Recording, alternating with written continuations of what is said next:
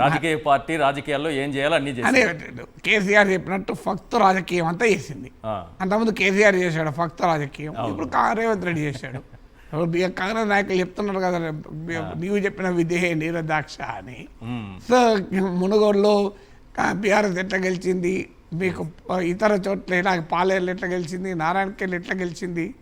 So అధికారం ఉన్నప్పుడు అనేక ఫ్యాక్టర్స్ కలిసి వస్తాయి, అలా కాంగ్రెస్ కూడా కలిసి వచ్చింది.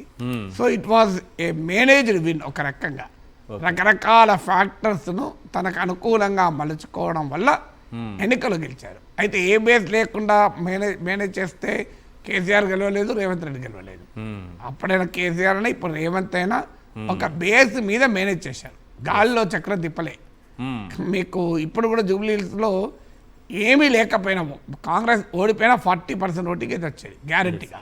మరి బీజేపీకి రాలే కదా, బీజేపీకి 8%, 9% కూడా ఓటింగ్ రాలే కదా, 8% వచ్చింది.